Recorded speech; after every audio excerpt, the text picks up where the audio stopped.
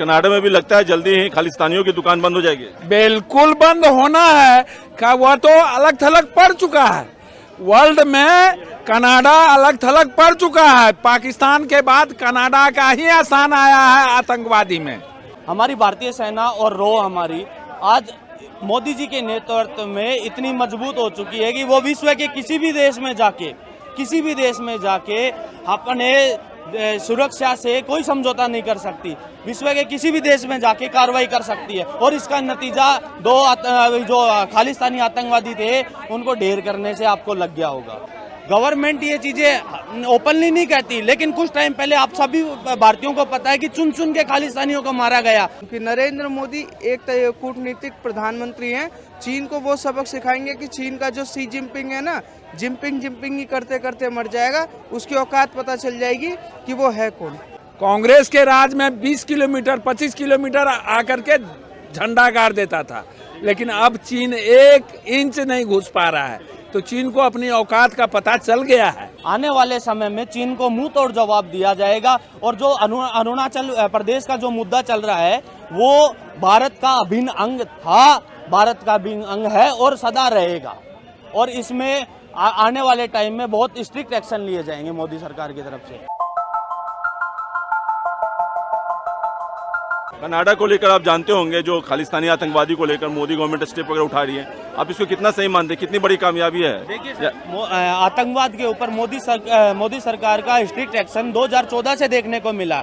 उसके बाद जैसे मोदी सरकार सत्ता में आई देन उन्होंने सबसे पहले आतंकवाद की कमर तोड़ना चालू किया, जिसमें हमारे आपने भी देखा होगा कि 2014 से पहले कितने आतंकी हमले होते थे, उन पे लगाम लगाई। नोटबंदी के थ्रू उन आतंकियों की कमर तोड़ी गई। हालांकि वो इतनी सफल नहीं हुई, लेकिन उसने कुछ हद तक बहुत अच्छा काम किया।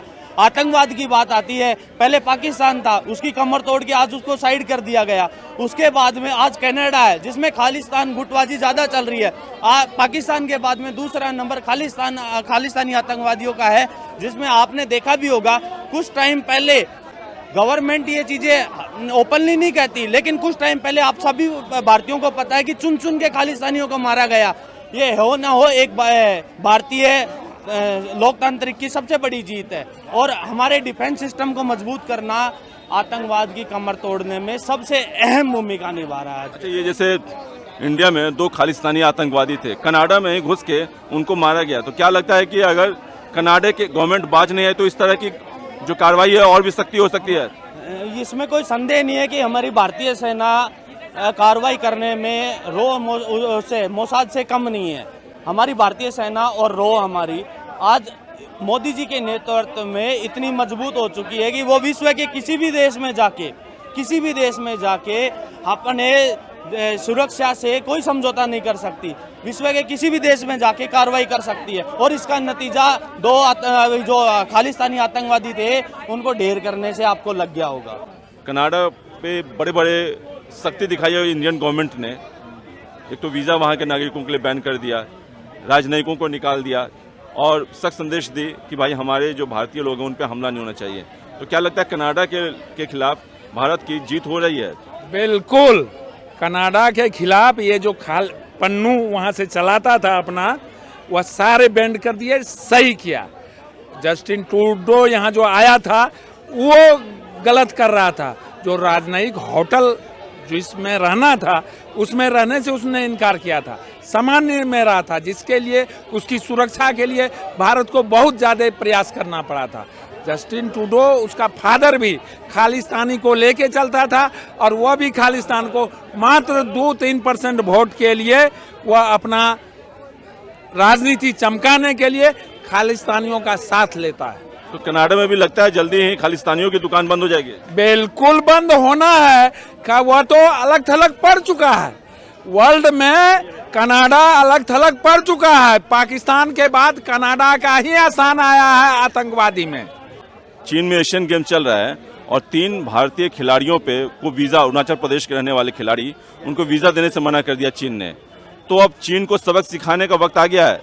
बिल्कुल, चीन की औकात भाजपा की सरकार, जब से नरेंद्र मोदी की सरकार आई है उन्होंने दिखा दिया। चाहे डोकलाम विवाद हो, चाहे G20 हो, चाहे किसी भी तरीके से हो, भारत आज एक मुखर होकर और लड़ाई लड़ रही है, चीन की औकात दिखा दी है। चीन क्या है कि वो हर देश में अपना क्या नाम है कब्जा करना चाहता है, ठीक है, चाहे भारत के अरुणाचल प्रदेश हो। ये हमारी कांग्रेस सरकार की गलती रही है कि अगर वो पहले आंख दिखा देते तो चीन की औकात नहीं थी कि वो भारत के क्या नाम है खेल जो वो खिलाड़ी होते हैं उन पे प्रतिबंध लगा सके। ऐसे लोगों पर तो मैं यही बोलूँगा कि चीन के सामान का विपक्ष कहता है, हाँ बताइए। चीन के जो सामान का है हम बिल्कुल बायकॉट करें।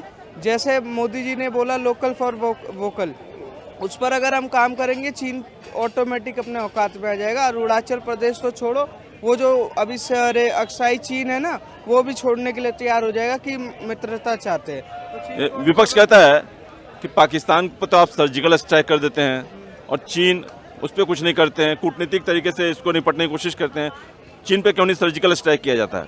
देखिए, ये विपक्ष से सबसे बड़ा बेवकूफ़ है। यहाँ पर आर्मी की ज़रूरत नहीं है।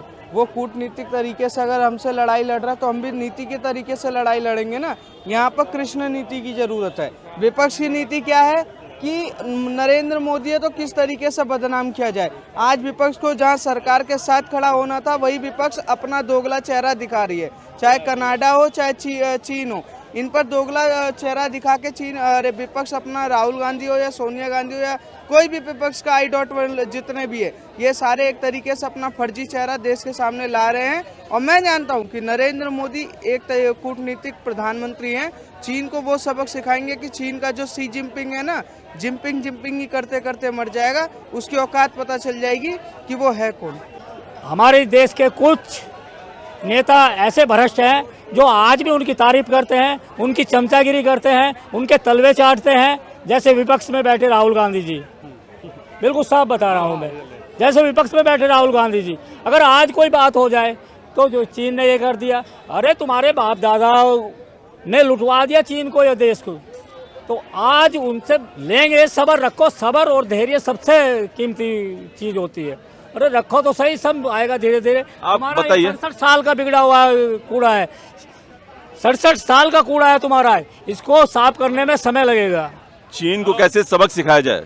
देखो, हमारे माननीय नरेंद्र मोदी ने हमारे देश को सुपर पावर बना दिया, तो सबक मोदी जी का। राहुल गांधी जी के पास मेरी समझ से बाहर है, उनका कौन सा नक्शा है चीन का बना हुआ।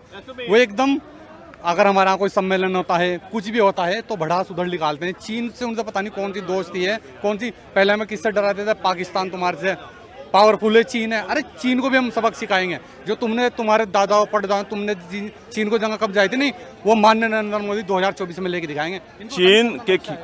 चीन को भी बैंड किया जाएगा।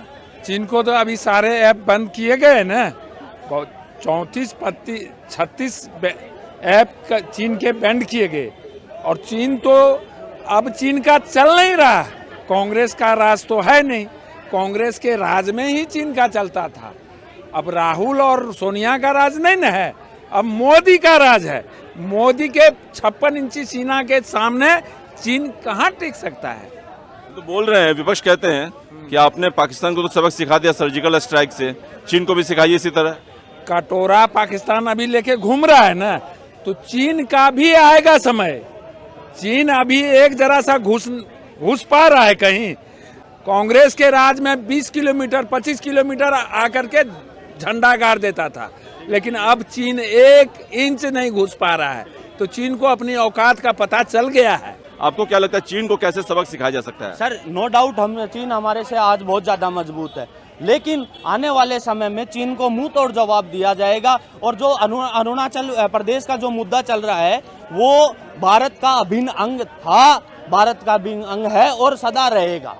और इसमें आने वाले टाइम में बहुत स्ट्रिक्ट एक्शन लिए जाएंगे मोदी सरकार की तरफ से। जैसे